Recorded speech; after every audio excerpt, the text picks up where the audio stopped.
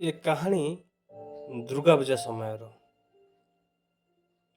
କଣ ମିଳିବ ସେ ବେଲୁନରୁ? ବେଲୁନ ଫାଟିଯିବ ପରା। ଆଉ ସେ ନାଲି କାର? ନା, ସେ ବି ଗୋଟେ ଦିନ ଯିବା ପରେ ଭାଙ୍ଗିଯିବ। ବୋଲ, ତୁ ଭାରି ମିଛେ। ସବୁବେଳେ ତୁ ମିଛ କହି ମତେ ଭଣ୍ଡେଇ ଦଉଛୁ। ତୁ କାଲି କହିଥିଲୁ ନା ସେ ମେଳା ବୁଲେଇ ନବୁ, ବେଲୁନ ଆଣିବୁ, ମୋ ପାଇଁ କୁନି କୁନି କାର କିଣିଦବୁ। ହେଲେ କାଇଁ ଲୋ, କୋଉ ଦିନ ଆମେ ବୁଲିବା ପାଇଁ ଯିବା? ଦଶହରା ପରା ସରିବା ଉପରେ।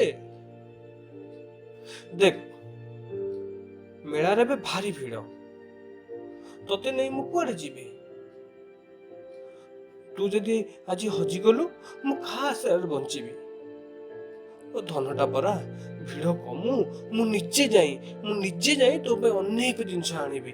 ତୋ ଖାଇବା ପାଇଁ ମେଞ୍ଚେ ସୁଆଦିଆ ଜିନିଷ, ଆଉ ତୋ ଖେଳିବା ପାଇଁ ବେଲୁନ। ପୁଣି ସେଇ ପୁରୁଣା କଥା।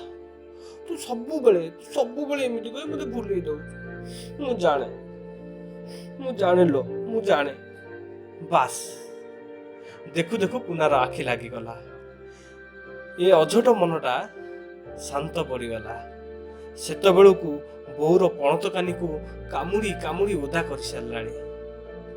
ଆଉ ହଁ, ଏ ମା ଜଣକ ସେ ମାକୁ ସେମିତି ଅନେଇ ରାତି ସାରା ବସିଥାଏ। ଏ କାହାଣୀ ଏ ମାର ନୁହଁ, ଏ କାହାଣୀ ଅନେକ ମାର। ଜୟ ଜଗନ୍ନାଥ। ଜୟ